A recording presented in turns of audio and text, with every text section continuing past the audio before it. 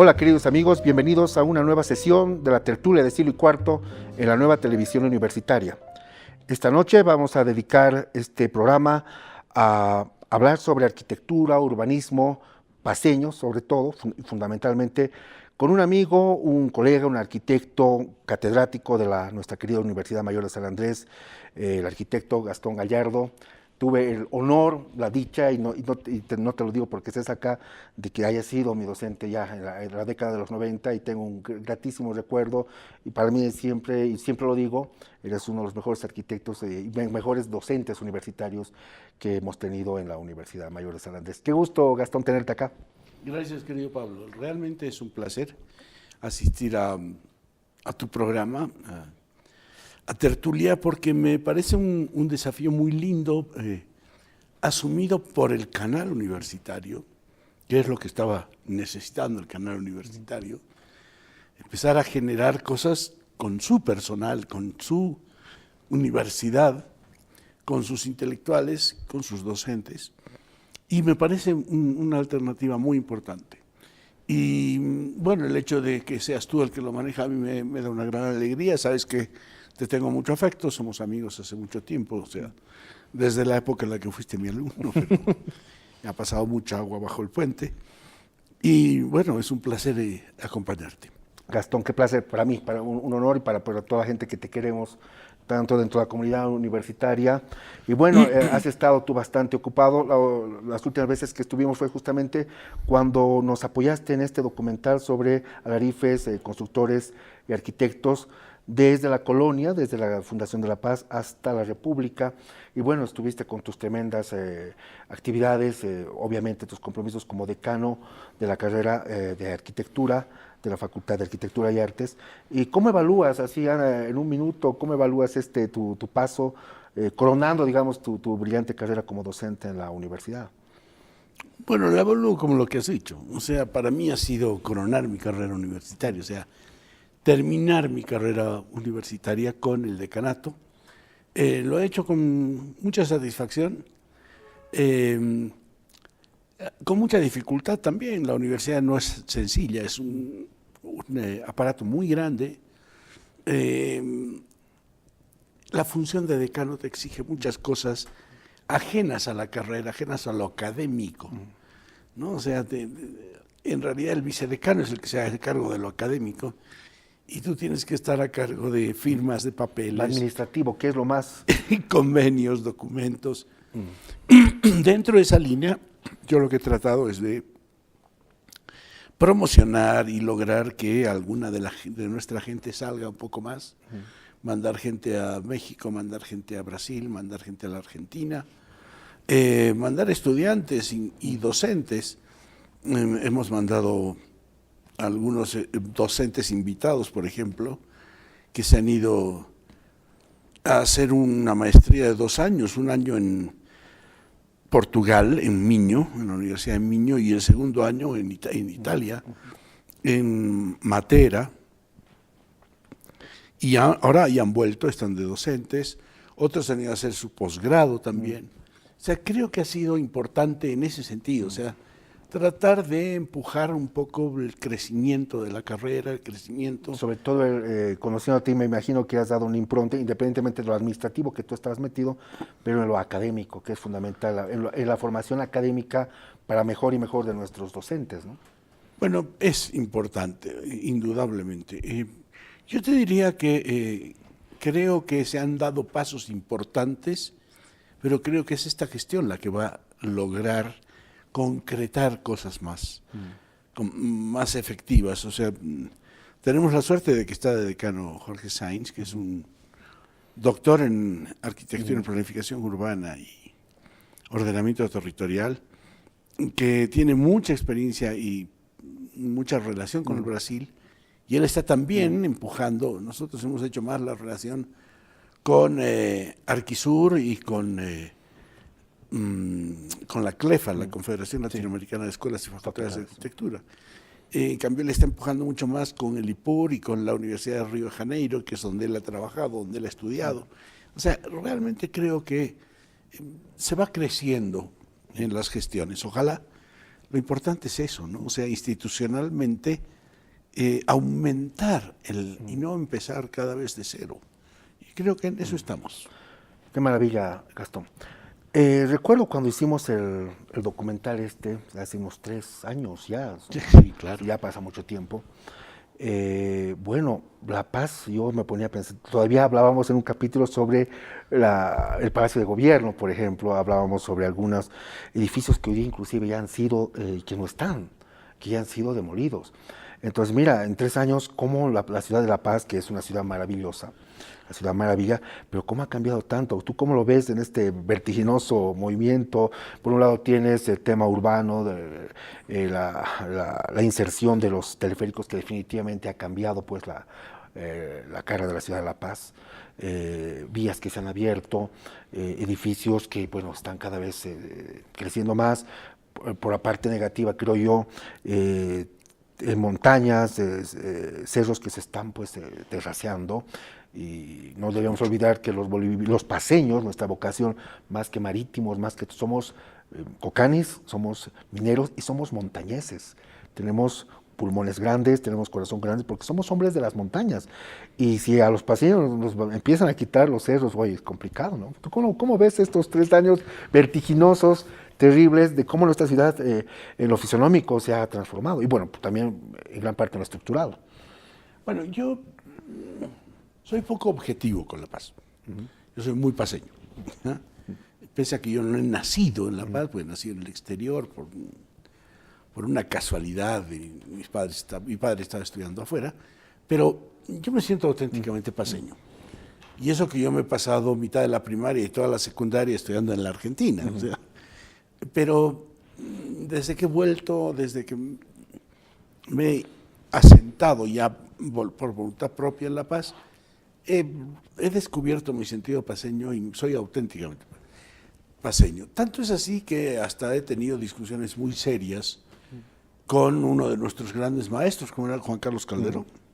Yo he tenido peleas y discusiones públicas con Juan Carlos Calderón cuando él soñaba con otra La Paz y él decía que La Paz no tenía homogeneidad en su arquitectura.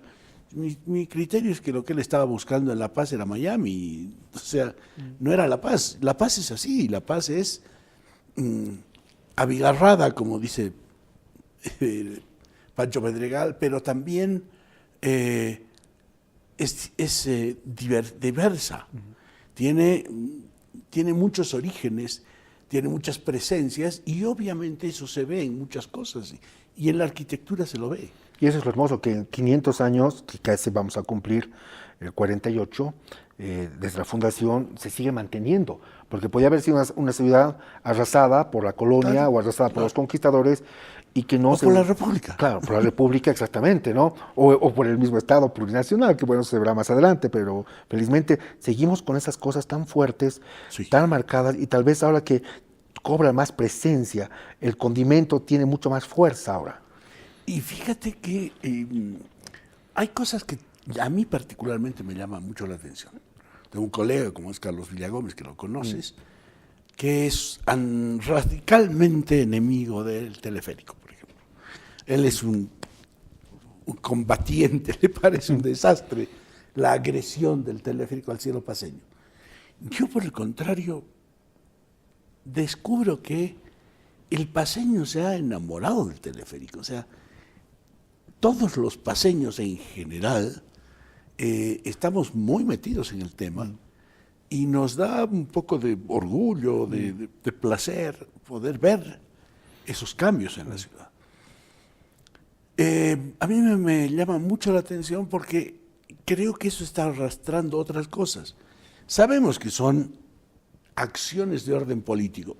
No nos metamos en el tema político, no nos interesa ni a ti ni a mí entrar a discutir eso, pero lo que a mí me parece importante es cómo esta intervención monstruosamente cara, imposible de ser recuperada porque la inversión es muy fuerte y lo que se recupera, que es lo que dice César Dockweiler, que no tienen ninguna subvención, sí, no tienen subvención para lo operativo, porque ellos con lo que recaudan manejan lo operativo, pero la inversión inicial no la van a cubrir jamás, pero eso es así.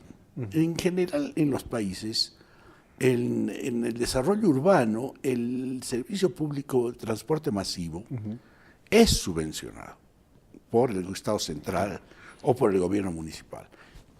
No hay otro camino. Y eso se ha hecho en París, se ha hecho en Múnich, se ha hecho en Frankfurt, se ha hecho en Nueva York, se ha hecho en Chicago y se ha hecho en Santiago de Chile, en Buenos Aires, en todos lados. Es que el tema del transporte tiene otra lógica, pues. No es una empresa. No es que, bueno, yo tengo que ganar o vamos, no. Es una necesidad como la educación. O sea, la cuantificación de los frutos son vistos de otra forma, ¿no? Pero fíjate que nosotros tenemos una característica muy particular. Nuestro transporte público está en manos de particulares. Sí. O sea, por eso el impacto del Puma Qatari, o sea, de la Paz Bus y del teleférico, porque son los primeros transportes masivos de gobierno, gubernamentales o del Estado, o sea, de servicio público que no está manejado por particulares. Cuando una línea de minibuses decide hacer un campeonato de fútbol interno, no hay minibuses, se acabó, van a jugar sus partidos de fútbol. Tienen todo el derecho, ¿sí? Ellos son los dueños del minibús y de la línea, y si les gusta bien, y si no les gusta también. Eso no puede ser, o sea, eso ya no es servicio público. ¿Sí? Eso puedes entenderlo en los taxis o en los radiotaxis, porque el nivel de competencia es muy fuerte. Pero cuando estás hablando de líneas monopolizadas a determinados sectores por determinados sindicatos, tienen que tener un servicio más permanente. Es lo que pasa con los famosos trameajes. La protesta del trameaje, ¿por qué es? Porque no llegan hasta el final, no llegan hasta el barrio. Por supuesto. Y tienen la exclusividad. Bueno, eso prácticamente, yo estaba revisando hace tiempo las empresas de correos y las empresas de carruajes desde la colonia, y siempre manejados por supuesto, particulares que a su gusto y sabor manejaban las cosas, inclusive en la época de la Guerra del Pacífico, con esta famosa leyenda del Chasqui, que había traído la noticia, pero que se sabe que llegó en empresa de correo. Habían dos correos desde 1830, desde el Mariscal Santa Cruz fue minucioso en el tema del correo y el transporte, y eran manejados por particulares. Y hay unas anécdotas parecidas a lo que hoy día podríamos hablar de los campeonatos deportivos o las entradas folclóricas cuando te cierran las calles, ¿no? Exacto. ¿Tú ves positivo esta inserción, Gastón? La de los nuevos teleféricos y en la ciudad de La Paz, porque esta tertulia nos estamos abocando estrictamente a la ciudad de La Paz. Yo las veo muy positivas. Teleférico y Puma Qatari. Las dos, sí. Y además veo mucho más positivo el hecho de que ahora estén empezando a dialogar y a trabajar conjuntamente, o sea, que haya paradas comunes, que el Puma Qatari pare en la parada del teleférico para tomar gente que baja del teleférico o llevar gente que vaya a tomarse el teleférico para ir al Alto. O sea, creo que esa relación es muy positiva para el paseño. Pero además de eso, yo creo que hay una especie de buen trato al usuario en los dos servicios, y que al paseño lo hacen sentir bien. Y empiezas a ver que eso tiene efecto en la vida cotidiana. No, y los extranjeros, cuando abren las puertas, tanto el teleférico o en el Puma Qatari, el saludo, ¿no? Porque con otras ciudades nadie te dice buenas tardes o buenas noches, pero acá es una cosa pues que rompe todo eso y realmente muestra, porque los paseños sí, siempre hemos sido del saludo, ¿no? Del saludo cuando entras, cuando sales a algún lugar, pero obviamente esto se está reflejando en estos transportes institucionalizados ya, ¿no? Entonces, es también marca de lo que es la ciudad de La Paz. Y de nuestra... Yo creo que hay cambios que se han dado en estos años. No es un discurso político lo que quiero hacer, pero creo que hay cambios que se han dado estos años en la ciudad y en el país que eran imprescindibles. Tenían que darse. Te comentaba en off que he estado estos 2 días en Urmiri, por ejemplo. Las condiciones en las paradas en el camino. Yo he viajado, ido y vuelto mucho a la Argentina por tierra, por tren y por movilidad, porque yo vivía en la Argentina y venía a visitar, etcétera. Y me acuerdo hasta el 76, que fue el último año que me vine, las condiciones en provincias eran miserables. Inclusive hasta en tren eran miserables, ¿no? O sea, cuando pasabas por Potosí, en Río Mulatos, por ejemplo, pasabas a las 6 de la mañana, era un frío terrible, entraba frío en los ambientes. Hoy día hasta los propios ferrobuses tienen otras condiciones. Y creo que eso pone de buen humor a la gente. Hace más llevadera la vida, ¿no? Hace más llevadera la vida. Ahora, a eso hay que sumarle el hecho de que cuando yo me he formado, cuando yo he nacido, digamos, a la vida consciente, la cantidad de migrantes era muy fuerte. Y el migrante que no hablaba español era enorme en la ciudad. Y hoy día mi relación ya es con los nietos de esos migrantes, con la tercera generación. La segunda generación ya son urbanos y la tercera ya son universitarios. Claro. Entonces, ya es otra cosa, ya es otra expectativa la que tienen. Todo está cambiando en el país desde esa óptica y creo que todo eso incide en la vida urbana. Las condiciones de crecimiento de nuestra ciudad han sido muy duras porque teníamos una enorme población rural viviendo en la ciudad con costumbres rurales. Y creo que hoy día tenemos una fuerte población urbana que ha empezado a abandonar las costumbres rurales y empieza a sentirse urbano y a tener acciones urbanas y actividades urbanas. Por eso es que me parecen tan importantes el aporte de los servicios de transporte masivo. Es fundamental, claro que sí. Porque también los pone en otra condición. Y además marca, pues, es el termómetro de las ciudades, los países que tienen transportes masivos, son pues países que tienen un manejo ordenado.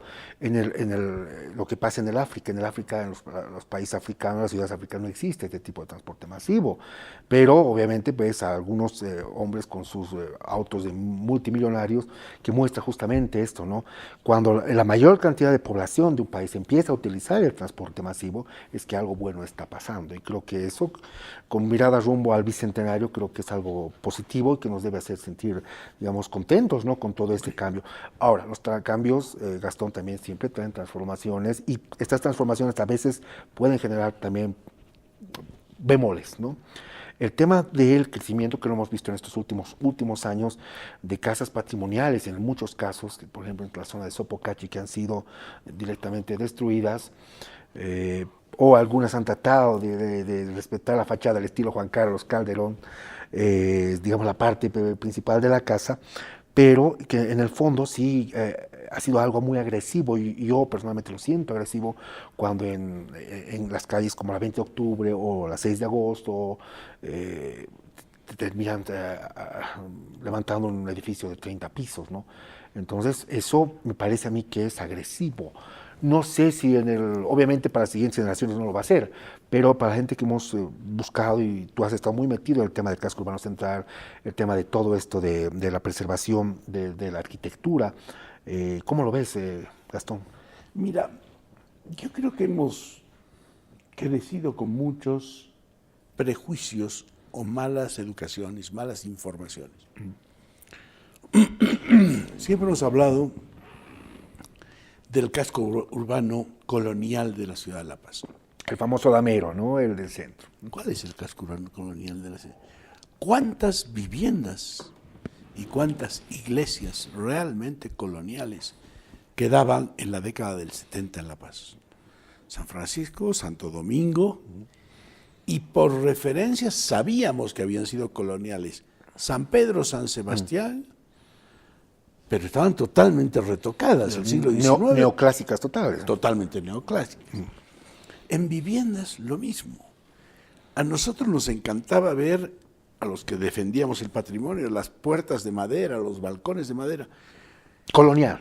Colonial, y además de 2, 3 pisos. Claro. Colonial con estilo de órdenes original.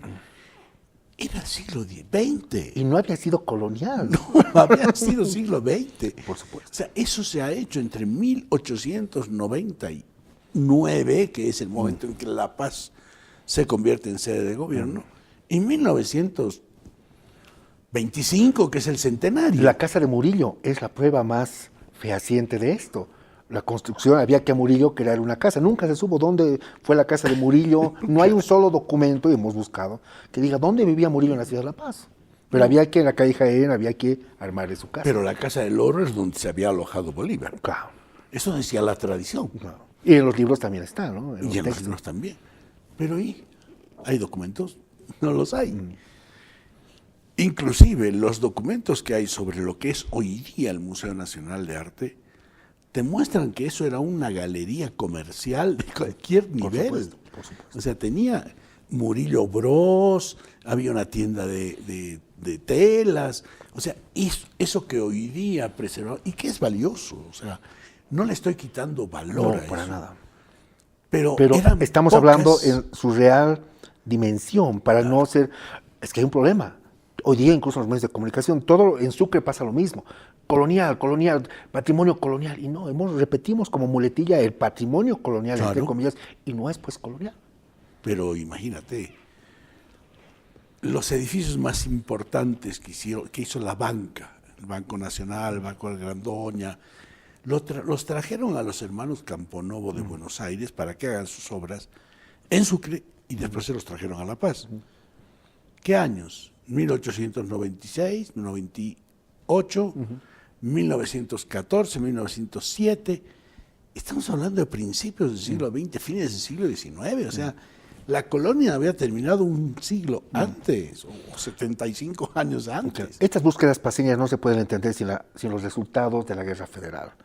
Y los primeros centenarios, 1909 en Sucre, 1900, el mito del torero, que ahora se sabe que no fue ningún torero el monumento, murió, es un monumento con todas las letras bien puestas sobre Murillo, ya aparecido, pero imagínate esa rivalidad entre Sucre y La Paz y generar todo, o sea, producto de esta guerra, ¿no?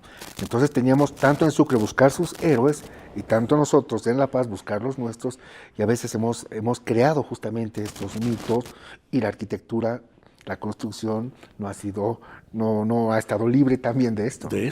Bueno, en general la creación de héroes y de mitos y de historia nacional es en todos lados es igual, o sea, es bien falsificada. A mí, por ejemplo, que yo he estudiado mitad de la primaria y toda la secundaria en la Argentina. Por lo tanto, yo he sido bachiller argentino. Me he educado desde los 8 años allá y conozco la historia argentina como cualquier bachiller argentino.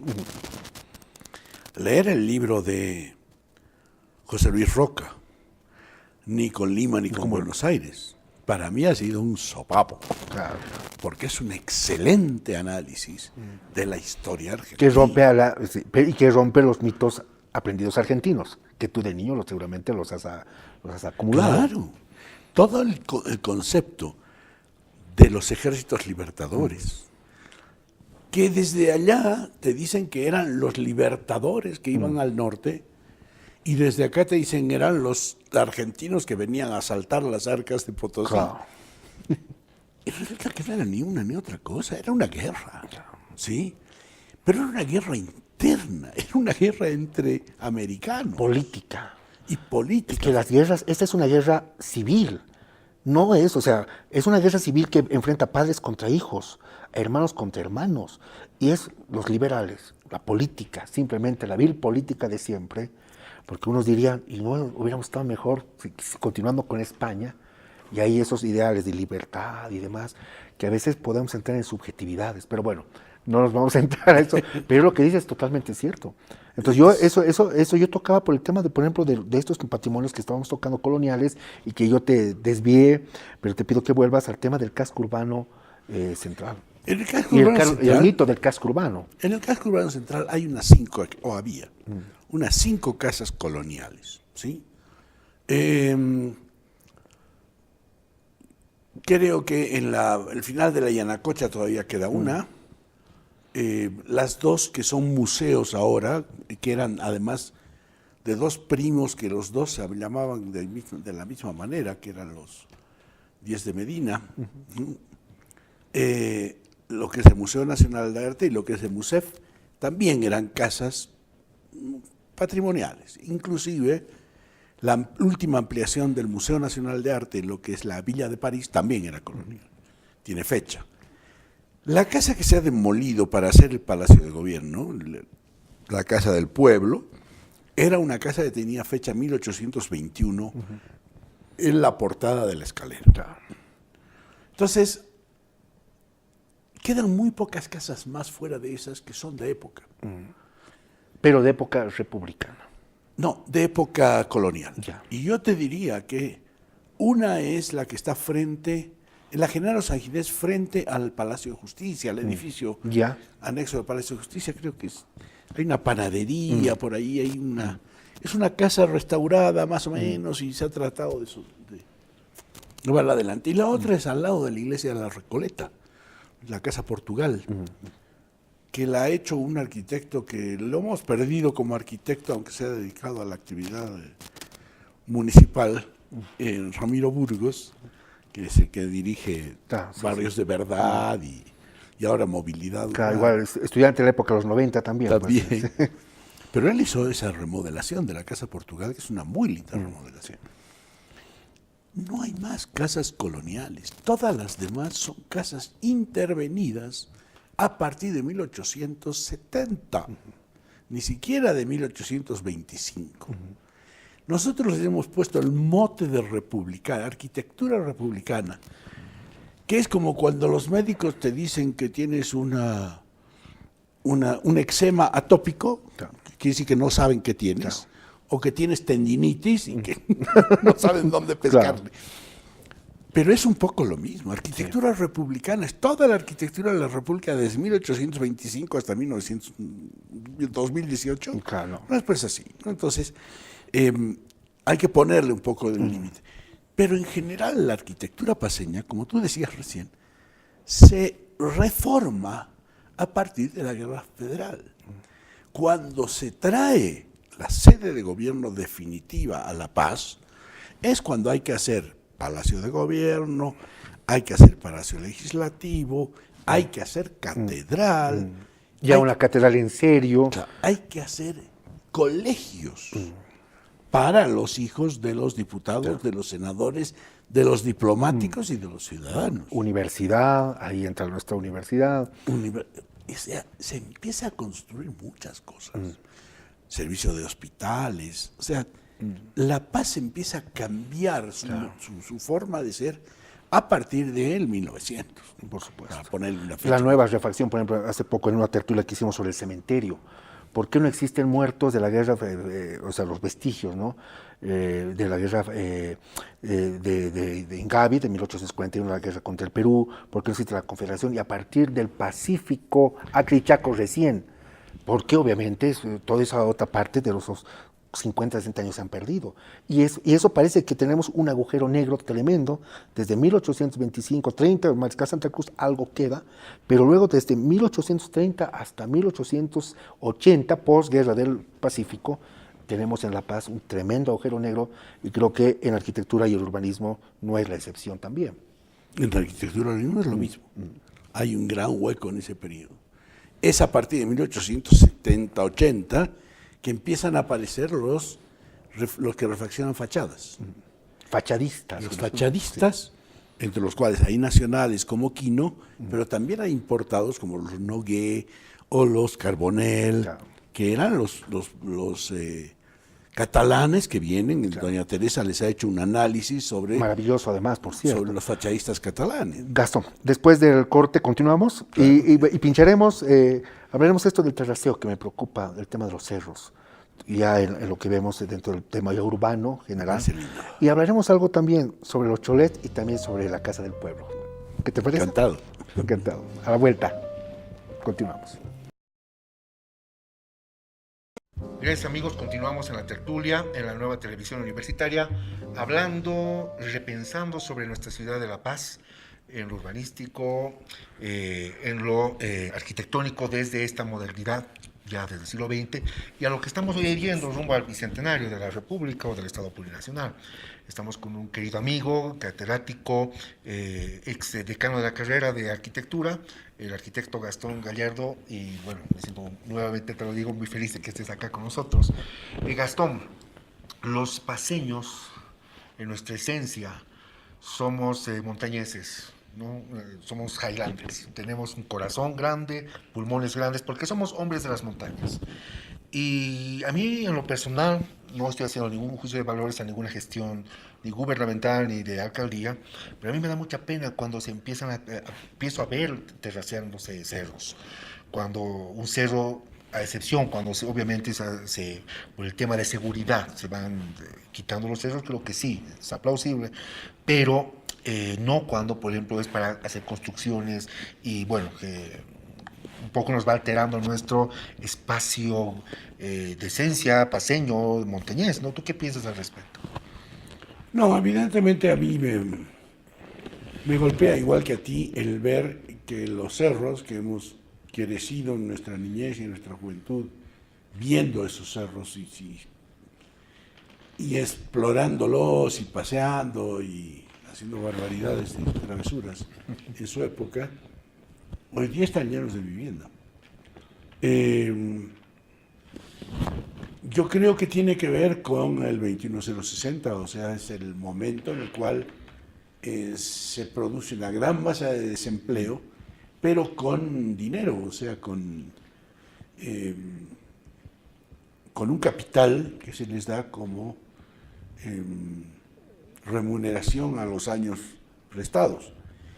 Y esa gente, básicamente de las minas y de sectores subrurales, se viene a La Paz. No solo a La Paz, se va también a Santa Cruz, se va a otras ciudades. Pero en el caso paceño es un poco el motivo por el cual empieza a crecer la mancha urbana y la mancha urbana empieza a subir a los cerros. Las famosas laderas. Las famosas laderas. Hubo una época en la que se pretendió poner el límite de la cota 4000. Imposible. El crecimiento arrasó y claro, obviamente se juntó con el crecimiento de la planicie del Alto y del otro lado de la planicie de Pampajasi. Te hago una pregunta. ¿Por qué los urbanistas, bueno, estaban los franceses, estaban extranjeros, también estaban gente de nuestras universidades, por qué ellos a la larga, ahora ya podemos sacar esta conclusión, fracasaron en su forma de querer imponer a las nuevas directrices urbanas en la ciudad de La Paz? ¿Conocían, eran muy leídos, muy académicos, no conocían nuestra propia esencia paceña? Yo creo que eso no es exclusividad nacional. Creo que eso es lo que ha pasado con la academia a nivel internacional. El urbanismo ha sido una teoría que partía del criterio de que se diseñaban las ciudades. Y las ciudades no se diseñan, las ciudades las hace la gente, no las hacen los urbanistas. Son dinámicas y van creciendo. Tienen vida propia. Sí. Entonces, el urbanista te dice, nuestro mejor área de crecimiento va a ser Achocalla. Lo siento mucho, han pasado 35 años y Achocalla sigue sin estar ocupado como mancha urbana. En cambio, en Río Abajo ya hay gente que vive en Humamanta o en otras urbanizaciones, vive y viene a la ciudad cotidianamente. Y eso no estaba adivinado por los urbanistas. Inclusive era más complejo, digamos, crear, digamos, una mancha urbana ahí. Y, digamos, más fácil hacerlo en Achocalla, pero Achocalla parece que hoy sigue siendo a trasmano y tal vez por mucho tiempo todavía seguirá siendo a trasmano, ¿no? Bueno, depende de lo que pase con la UPB ahora. También. Porque ese es un polo que puede generar una actividad. Pero lo que sí ha sido totalmente distinto es que lo que está después de Cotacota, que es Chasquipampa, se ha convertido en un barrio de crecimiento de profesionales de escasos recursos. Y profesionales y maestros, o sea, de una clase media con bajos recursos. Y la gente con mayores recursos, en vez de irse ahí, que era supuestamente el área de crecimiento de La Paz, se ha ido para el lado de Río Abajo. Entonces, tú no puedes determinar eso porque tú eres un urbanista que vas a hacer un buen diseño. Esa es mi oposición a la teoría de la planificación urbana determinista, que era la que dominaba en los 70. Claro. Además que viene también de esa escuela, inclusive soviética, que estuvo muy en los países, había agarrado muy en los países soviéticos durante la Guerra Fría y todo eso, y gran parte de eso también formalmente hemos querido importar, pero bueno, sí, no ha dado resultado. Gastón, bueno, tú eres paceño, yo soy paceño, y bueno, defendemos siempre, digamos, no creo de una forma chauvinista, sino creo por amor, simplemente por el amor a la tierra que nos vio nacer. A ti no te vio nacer, pero te adoptó y eres parte de La Paz. El tema, a veces se ha malentendido el tema de esta rivalidad entre Sucre y La Paz por el tema de la capitalía. En el bicentenario de la Revolución de Julio, tanto en Sucre y tanto en La Paz, había divisiones, estaba muy polarizado el tema que la sede no se mueve y demás. Yo pienso que, y lo digo a título personal, Gastón, La Paz, desde siempre, en la época de la colonia y en la época de la independencia, de la república, La Paz por sí sola ha podido salir adelante. Y lo que a veces creemos, este centralismo, digamos, esto de que el aparato estatal esté aquí, que le beneficia a La Paz, no sé yo hasta qué punto, y ya mirando hacia el siglo XXI, no sé en qué manera pueda ser determinantemente beneficioso, o al contrario, poder justamente empezar a destrozar este espacio geográfico que tenemos como ciudad de La Paz, que lo conocemos hasta ahora, ¿no? Mira, Pablo, yo soy de las personas que no ve La Paz desde La Paz. A mí me gusta subir no a la ceja, pero sí a la ceja de Villa, camino a la mina Millún y a todo ese sector, para mirar La Paz desde allí. Y la sensación que yo tengo es una sensación de que La Paz es una alfombra extendida encima de un territorio muy irregular. Cuando tú vas a esa distancia para mirar La Paz, tú ves que los edificios son unas cajitas de fósforos pequeñísimas, por más que estén concentradas en una vía o no. Yo sigo pensando que la fuerza telúrica del lugar es mucho más fuerte que la construcción de la ciudad. El marco de la cordillera, el cerro, no puedes comparar, no. O sea, tiene que ver, ¿no? O sea, entonces, yo tengo un poco esa distancia con la posibilidad de que este hormiguero destruya la realidad que nos circunda. No creo jamás que lo logremos. Creo que sí vamos camino a eso, pero no creo que lo logremos, porque somos muy poca cosa. El haber traído la sede de gobierno a La Paz para 1899, tiene que ver con el cambio de la sede de producción y de la importancia que tenía el puerto seco hacia el Pacífico. La Paz era un puerto mucho más importante, un puerto seco de exportación para Matarani y para Arica, mucho más importante que Sucre. Sucre estaba demasiado lejos. Y eso es lo que hace que se venga a La Paz. Aunque La Paz tenía vida propia antes, por supuesto, y desde la independencia tuvo su alojamiento de autoridades nacionales intermitentemente.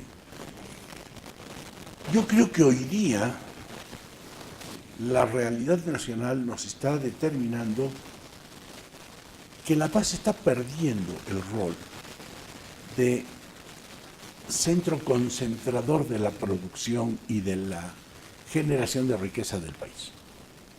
Y que eso se está yendo al oriente. No necesariamente a Santa Cruz, pero se está yendo al oriente. Se está yendo desde Tarija hasta Panta, en todo el frente oriental.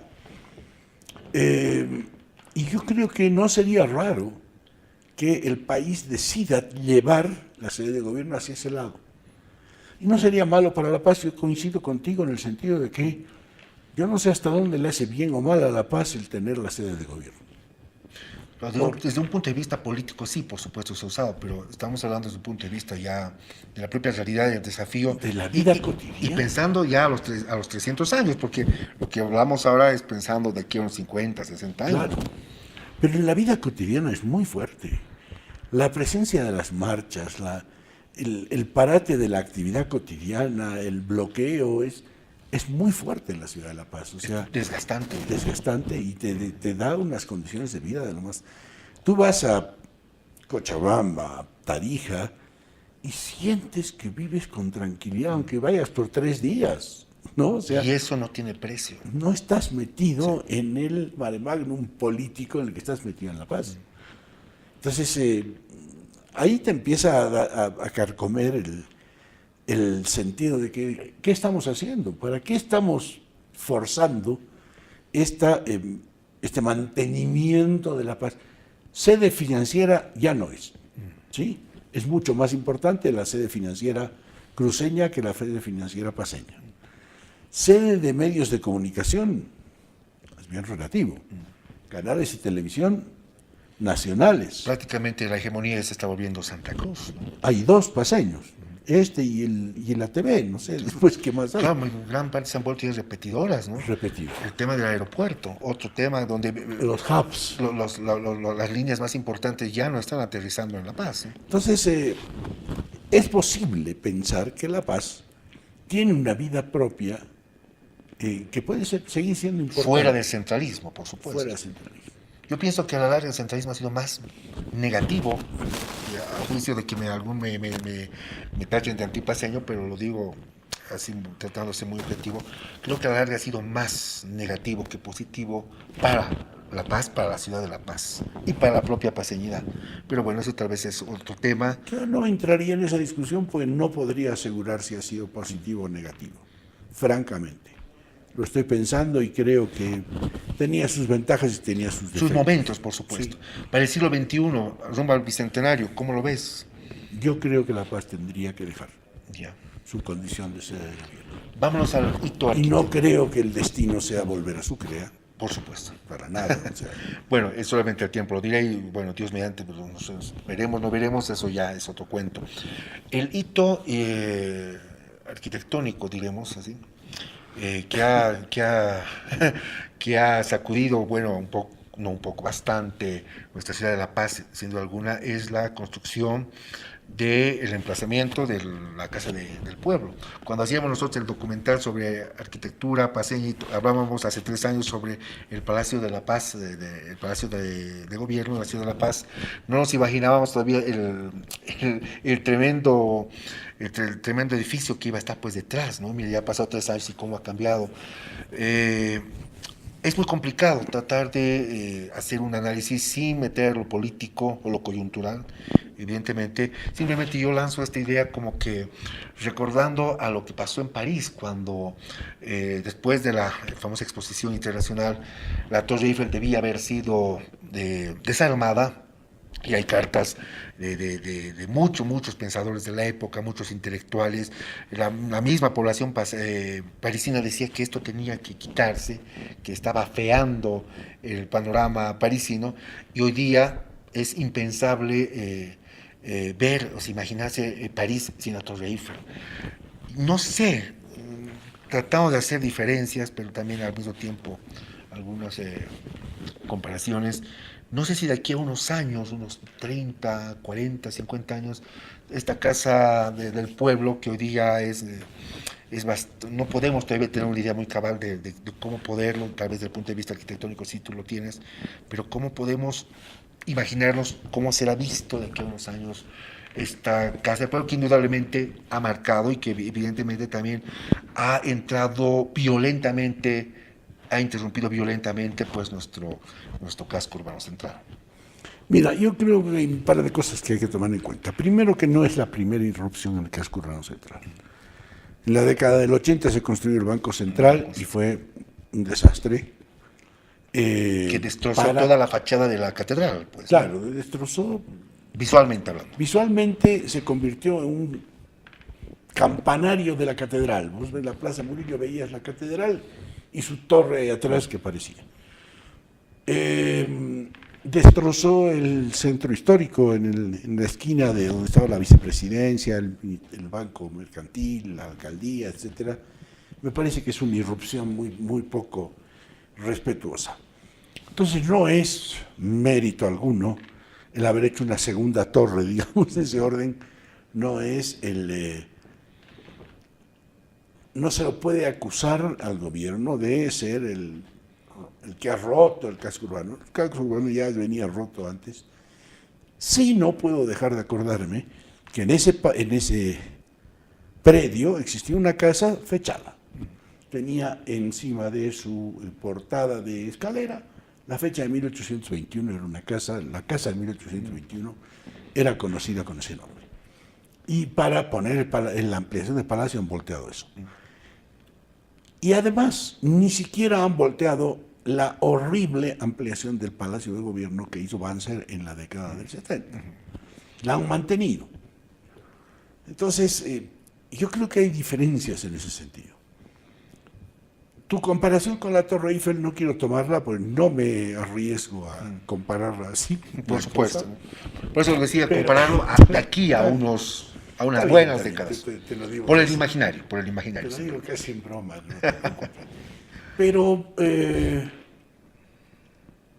mi pregunta es, ¿qué urgencia o qué necesidad tenía el Poder Ejecutivo de construir un edificio para alojar 4 o 5 ministerios, que además son eventuales, el Ministerio de la Presidencia, el Ministerio de Culturas, hasta hace 5 años no eran ministerios, o sea, eran dependencias gubernamentales, un departamento para el presidente, un helipuerto, me parece una exageración.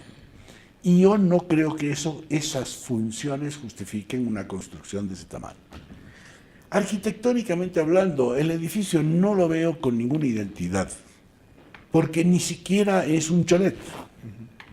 No tiene la calidad que tiene en los edificios de la línea del Alto, que son conocidos como arquitectura neoandina, cholet, Cuetillo, lo que quieras. A mí me gusta decirle el barroco neopopular contemporáneo. Pero bueno, yo no encuentro un justificativo para la torre. Francamente, no creo que se justifique el poner un helipuerto al servicio de un empleado del más alto nivel del país, como es el presidente de la República. Finalmente está al servicio nuestro. No estamos nosotros al servicio del presidente. O sea, el presidente es el servidor público número 1. Y no creo que necesite tener helipuerto para llegar ahí. Por otro lado, creo que no se ha evaluado desde lo urbano en ningún momento alguna otra posibilidad. ¿Qué pasó en 1910, por decir algo, 10, 14, 15? El Colegio Militar de La Paz estaba en lo que hoy es la avenida Villazón. Lo que es actualmente la Universidad Mayor de San Andrés. Lo que es ahorita el monobloc. La universidad estaba en lo que es ahorita el Estado Mayor. El Estado compra una finca en las afueras de la ciudad, en Irpavi, que era lejísimo, donde construye un colegio militar y le cede a la universidad el espacio del monobloc, donde Villanueva hace el monobloc, y en Miraflores se asienta el Estado Mayor. No estamos a 100 años de eso con mejor posibilidad de llevar el Estado Mayor a Irpavi y sacar el colegio militar a Palca, a Mecapaca, fuera de la ciudad. ¿No hubiera sido mejor recuperar los terrenos del Estado Mayor para poner un complejo del Poder Ejecutivo ahí?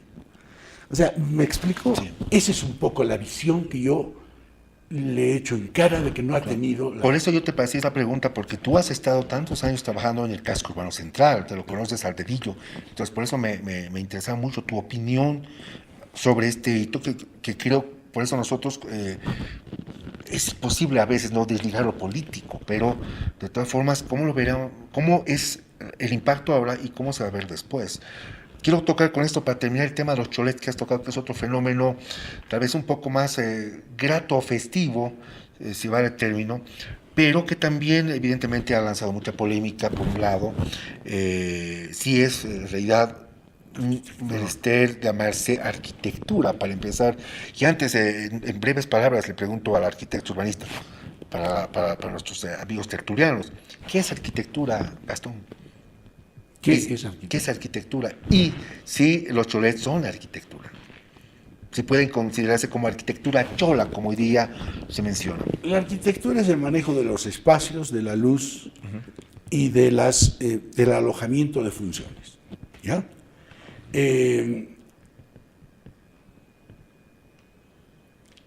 Tú puedes cubrir alguna de esas necesidades sin hacer arquitectura.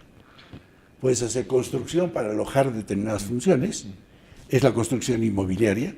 No son obras de arquitectura, son funcionales. Algunas son obras de arquitectura, porque han sido incorporados manejos de luz, manejos de espacialidad y de diferentes calidades de espacio para las distintas funciones. Morfológico y todo eso. Lo morfológico es muy contemporáneo, o sea, muy de los últimos años, analizar la arquitectura desde la morfología. En general, la arquitectura debe ser analizada desde la espacialidad interna. Si este espacio cobija un estudio, ¿está bien logrado? ¿O este espacio es un living comedor adecuado para hacer un estudio de televisión? Esa es un poco la diferencia central entre habilitar algo o hacer algo. Perfecto.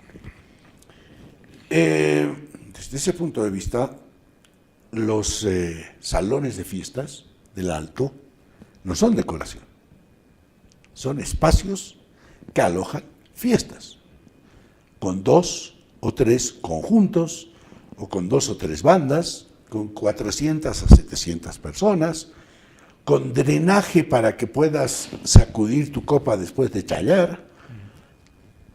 O sea, tienen condiciones de arquitectura, no me vengan a decir que no es arquitectura. ¿Qué es dominante lo decorativo? No me queda duda. ¿Qué es más fachadismo que diseño en el Es interior? más fachadismo interior y exterior que diseño. Más repostería, podríamos decir. Puede ser, si quieres ponerlo en esos términos. No me molesta. Pero lo que sí yo creo es que tiene una enorme identidad, con un sector popular que en los últimos años ha adquirido un poder económico importante, que hoy día levanta la cara y mira de frente y dice, yo tengo plata, ¿y qué? Yo tengo mis 4x4 en la casa y yo tengo uno para mí y uno para mi hijo. Y además tengo mi salón de fiestas. ¿Y qué? Y a mí me gusta. Y a vos no, no me importa. ¿Me entiendes la expresión de carga antropológica que tiene eso? De ese sector, sí, por supuesto que sí. Entonces, ¿con qué derecho yo le voy a decir eso es un desastre? Eso no sirve. Ah, pero es que su departamento no es así. Vos entras a su living comedor y no es así. ¿Y cuándo has visto a un moreno que se meta con su traje de morenada a la cama? No puedes, el traje de morenada es para bailar. Después llegas a tu casa y te sacas el traje de la morenada. ¿Sí? Esa es un poco para mí la diferencia. No, perfecto. Es decir, pero no son así sus departamentos. ¿Y por qué tendrían que serlo? Los departamentos donde ellos viven necesitan tranquilidad, pero el salón de fiestas es otra condición. Es fiesta. Pregunta sobre los cholets. ¿Tendrá fuerza para durar unos 20, 30 años? Para ser reconocido, sabemos siempre en todas las manifestaciones artísticas, culturales, tiene que pasar un tiempo, eso es casi una norma, una regla, para recién que pueda tener su mayoría de edad y ser considerado como tal. ¿Tú cómo lo ves? Daría vuelta. Te estoy haciendo una pregunta de futurología, pero... Yo daría vuelta a la pregunta.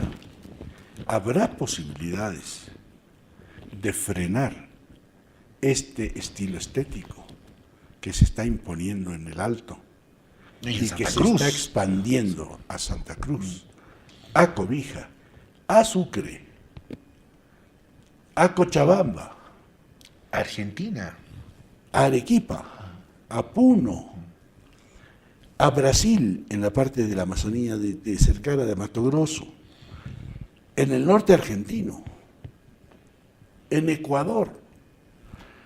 ¿Habrá posibilidades de frenarlo? ¿O será